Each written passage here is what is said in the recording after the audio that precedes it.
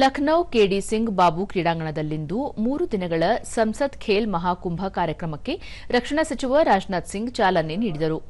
ಸಮಾರಂಭ ಉದ್ದೇಶಿಸಿ ರಾಜನಾಥ್ ಸಿಂಗ್, ಯಾವುದೇ ದೇಶ ಅಥವಾ ಸಮಾಜದ ಅಭಿವೃದ್ಧಿಯಲ್ಲಿ ಜಿಡಿಪಿ ಮುಖ್ಯವಾಗಿರುತ್ತದೆ. ಇಂತಹ ಜಿಡಿಪಿಗೆ ಕ್ರೀಡೆಯ ಕೊಡುಗೆ ಮಹತ್ವವಾಗಿದೆ.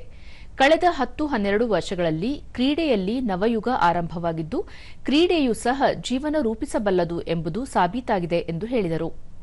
ಖೇಲೋ ಇಂಡಿಯಾ ಯೋಜನೆಯ ಮೂಲಕ 5,000 ಕೋಟಿ ರೂಪಾಯಿ ವೆಚ್ಚದಲ್ಲಿ ಕ್ರೀಡಾ ಮೂಲಸೌಕರ್ಯ ಕಲ್ಪಿಸಲಾಗಿದೆ.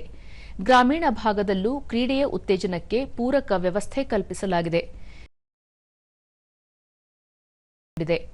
ಇತ್ತೀಚಿನ ವರ್ಷಗಳಲ್ಲಿ ಭಾರತದ ಕ್ರೀಡಾಪಟುಗಳು ಅನೇಕ ಅಂತಾರಾಷ್ಟೀಯ ಸ್ಪರ್ಧೆಗಳಲ್ಲೂ ತಮ್ಮ ಛಾಪು ಮೂಡಿಸಿದ್ದಾರೆ.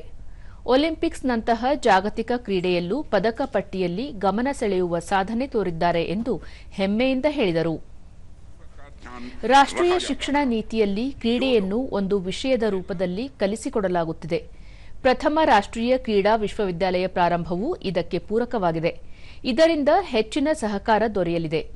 ರಾಜ್ಯಗಳಲ್ಲೂ ಸಹ ಕ್ರೀಡೆಗಳಿಗೆ ಹೆಚ್ಚಿನ ಉತ್ತೇಜನ ದೊರೆಯುತ್ತಿದೆ ಎಂದು ಹೇಳಿದ ಸಚಿವ ರಾಜನಾಥ್ ಸಿಂಗ್, ದೇಶದಲ್ಲಿಂದು 1,000 ಖೇಲೋ ಇಂಡಿಯಾ ಕೇಂದ್ರಗಳನ್ನು ಸ್ಥಾಪಿಸಲಾಗುತ್ತಿದೆ. ಇದರ ಜೊತೆಗೆ ಕ್ರೀಡಾ ಕೌಶಲ್ಯ ಕೇಂದ್ರಗಳನ್ನು ತೆರೆಯುವುದರ ಜೊತೆಗೆ ಪಾರಂಪರಿಕ ಕ್ರೀಡೆಗಳನ್ನು ಸಹ ಪ್ರೋತ್ಸಾಹಿಸಲಾಗುತ್ತಿದೆ. ಕ್ರೀಡೆಗಳಲ್ಲಿ ಇಂದು ಮಹಿಳೆಯರ ಪ್ರಾತಿನಿಧ್ಯ ಹೆಚ್ಚಿದೆ.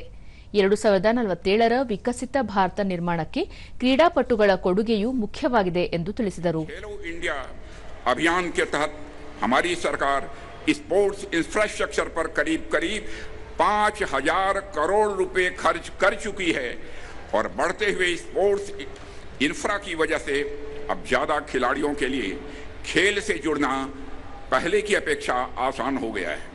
साथियों, आज गांवों के पास भी आधुनिक स्पोर्ट्स इंफ्रास्ट्रक्चर विकसित हो रहा है। देश के दूर सुदूर में भी अब बेहतर मैदान, आधुनिक स्टेडियम, आधुनिक ट्रेनिंग फैसिलिटी बनाई जा रही है। उत्तर प्रदेश में भी यहाँ के मुख्यमंत्री श्रीमान योगी आदित्यनाथ जी स्पोर्ट्स प्रोजेक्ट पर हजारों करोड़ रुपए खर्च कर रहे हैं।